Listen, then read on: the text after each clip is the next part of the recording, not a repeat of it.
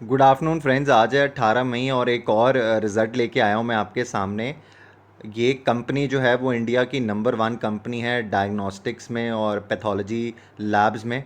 हाँ जी, इस कंपनी का नाम है डॉक्टर लाल पैथ लैब्स।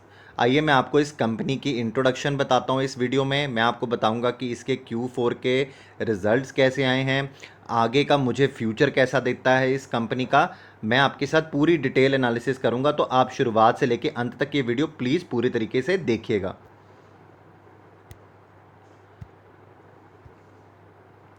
देखिए, अगर आपने अभी तक मेरा चैनल सब्सक्राइब नहीं किया है तो आप मेरा चैनल सब्सक्राइब कर दें।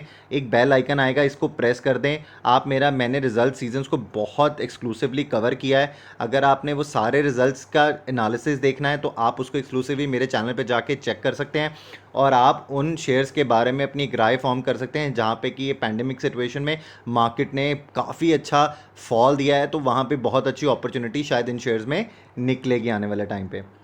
देखिए, मैं आपको थोड़ा बहुत कंपनी के इंट्रोडक्शन के बारे में बताना चाहूँगा। देखिए, जो कंपनी है पैथोलॉजी में इंडिया में नंबर 1 कंपनी है। इसने 8 radiologist, 147 pathology specialist, 13 biologist, 5 biochemist, 11 specialist doctorate की टीम है इनके पास, जो इनके साथ लीडरशिप में काम करती है। बहुत सारे इंस्टीट्यूशन से, टॉप इंस्टीट्यूशन से लीडरशिप के वहाँ से ये काफ़ी सारे लोगों को ज्वाइन कराते हैं, जैसे AFMC बहुत बड़ा नाम है, आईएम्स में से, IITs में से, XLRI में से बहुत सारे ऐसे नाम हैं जहाँ से बहुत अच्छी मैनेजमेंट की टीम इन्होंने हायर करी है और बहुत अच्छा काम ये कर रहे हैं। देखिए, जो ये कंपनी है, ये डायग्नोस्टिक्स में है, तो जहाँ पे डायग्नोस्टिक्स की बात होगी मैं आपको बताना चाहूँगा। वहाँ पे कंपनी जो है, आप ये देखिए, हेल्थ पैकेजेस में है, लाइफ साइकिल डिसऑर्डर्स में, जहाँ पे आपको thyroid, infertility, kidney, allergy, CBC, आपको कोई भी टेस्ट करवाने हैं वो इनके पास टेस्ट हैं।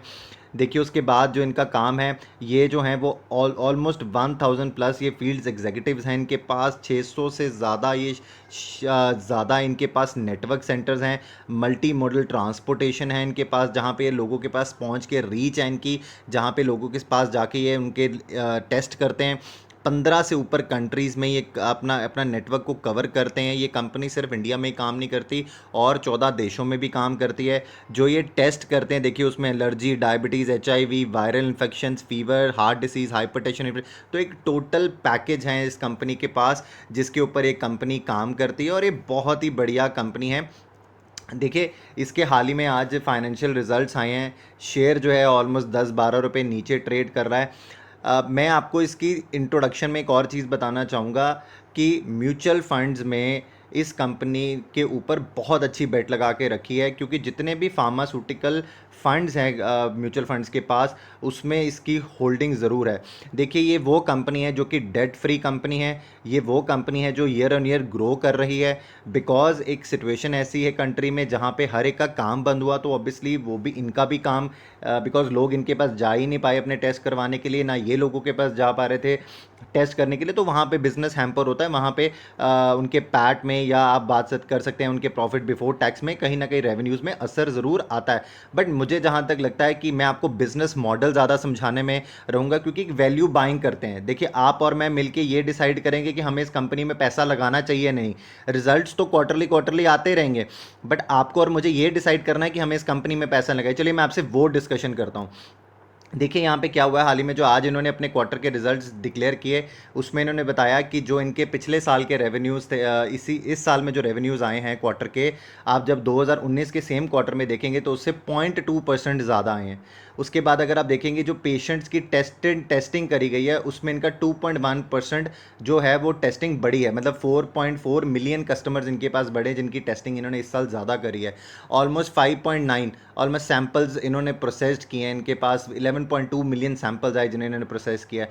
देखिए, जो नॉर्मलाइज्ड ईबिटा डाटा लिखा गया, नॉर्मलाइज्ड जो वर्ड यूज़ किया है, बिकॉज अभी अकाउंटिंग के स्टैंडर्ड्स चेंज किए गए थे कंपनीज के लिए, तो बहुत सारी कंपनीज ने इसमें चेंजेस ला के नॉर्मलाइज करने की बात करी है। बेटा को ये बहुत टेक्निकल लैंग्वेज है, मैं इसमें नहीं जाऊँगा।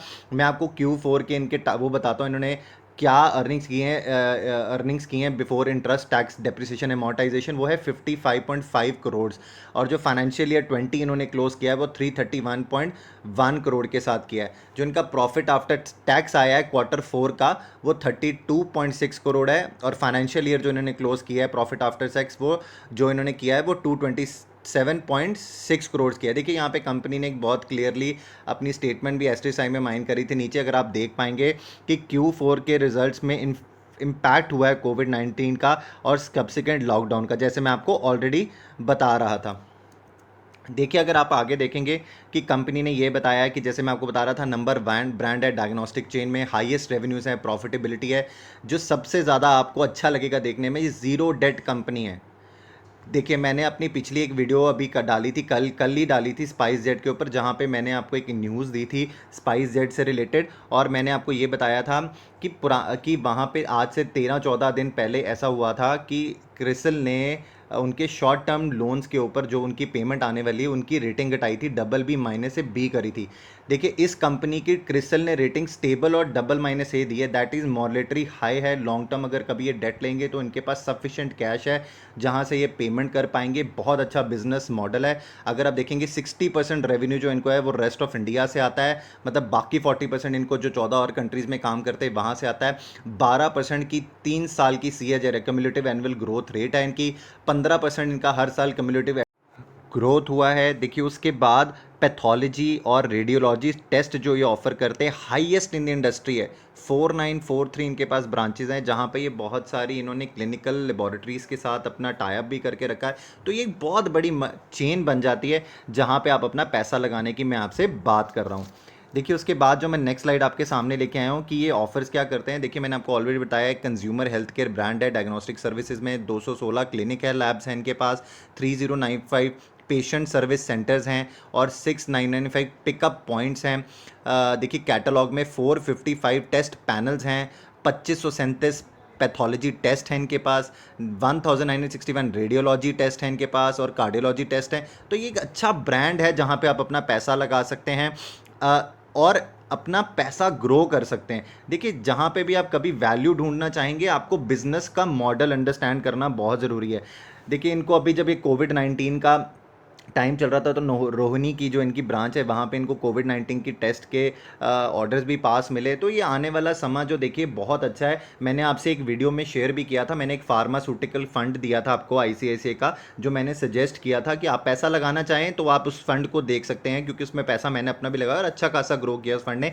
उस फंड की खासियत है, उस फंड के बीच में डॉक्टर लाल पैथ लैब्स का भी नाम है, क्योंकि उस फंड में ऑलमोस्ट 20% जो है उस फंड ने अपने पैथोलॉजी और डायग्नोस्टिक्स को भी दिया है, जहाँ पे उन्होंने मेडिसिन को भी दिया है तो उन्होंने इसको भी दिया। तो मोस्ट ऑफ दी कंपनीज जो ये फंड्स को चलाती हैं, जो कि फार्मास्यूटिकल फंड्स हैं, वहाँ पे इनको सबसे ज़्यादा जगह दे रही हैं। और मैंने आपसे एक और वाइटल इन्फॉर्मेशन शेयर करी थी, वो ये करी थी कि जब हमारे फाइनेंस मिनिस्टर ने इस साल का बजट दिया था तो उन्होंने 69,000 करोड़ रुपीस हेल्थ को दिया था। और उनका ये मानना है कि आने वाले कुछ सालों में इंडिया का, जो कि इंडिया 1.25% ही अपने जीडीपी का हेल्थ पे लगाती है, ये हम 2.50 लेके जाएंगे। तो यहाँ पे 1% की ग्रोथ होगी। और जब अगर इंडिया 5 ट्रिलियन इकोनॉमी बनती है तो आप पैसा सोच सकते हैं इस सेक्टर में कितना आएगा, ये कितना पैसा इन सब चीज़ों पे खर्च होगा। आने वाले समय में आप, मैं, हम सब अपने टेस्ट करवाना चाहेंगे तो ऐसे ही किसी टेस्ट सेंटर्स की आपको ज़रूरत पड़ने वाली है। और ये रेवेन्यू बहुत जाने वाला है, बिकॉज हेल्थ की तरफ हर एक का ध्यान